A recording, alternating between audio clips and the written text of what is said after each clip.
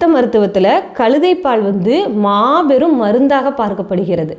அப்போது அவங்க மருத்துவ தாயாகவும் தவ்வை பார்க்கப்பட்டிருக்கிறார்கள். அதனால தான் இவங்களுக்கு வாகனம் கழுதையாக இருக்கிறது. பார்த்தீங்கன்னா இவங்க கையில் துடைப்பம் இருக்கும். துடைப்பங்கிறது என்னன்னா அசுத்தத்தை நீக்கி சுத்தம் வரது.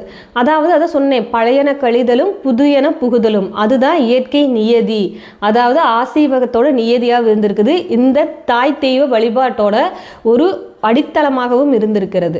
அதனால் இந்த துடைப்பங்கிறது எதை குறிக்குதுன்னா, புற அழுக்கை நீக்குவது மட்டுமல்ல, நம்முடைய அக அழுக்கை தூய்மைப்படுத்தி நாம் நல்ல நிலையை அடைய இவர் உதவி இருக்கிறார். சித்தர்கள் வழிபாட்டில் வாழைச்சிறுமிக்கு அடுத்து இவங்களையும் வழிபட்டிருக்கிறாங்க தவ்வை.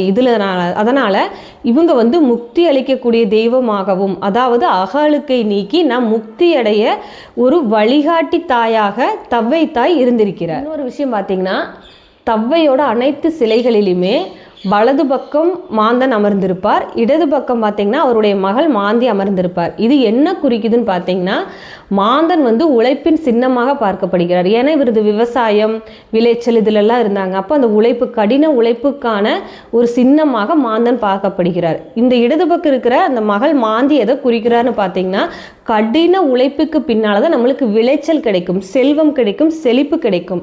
அந்த செழிப்பாகத்தான் மகள் மாந்தி பார்க்கப்படுகிறார் அப்படின்னு வரலாற்று ஆய்வாளர்கள் ஒரு கருத்தை முன்வைக்கிறாங்க. இதற்கான வரலாற்று சான்று என்னன்னு பார்த்தீங்கன்னா, 8ஆம் நூற்றாண்டுல பல்லவன் நந்திவர்மனோட குலதெய்வமா இவர் இருந்திருக்கிறாரு.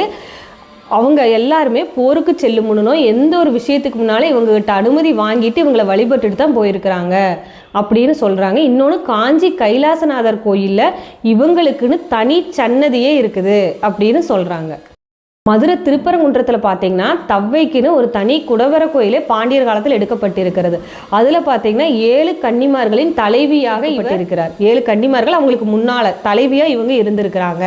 அப்போது நம்மளுடைய பண்டைய காலத்தில், சங்க காலத்தில், பண்டைய காலத்தில் சிற்பங்கள், வரலாற்று ஆய்வுகள் எல்லாம் சொல்கிறது என்னென்னா, தவ்வை இவங்க நம்முடைய மூத்தோர், நம்முடைய முன்னோர், நம்முடைய ஆதித்தாய், ஆதி தெய்வம்.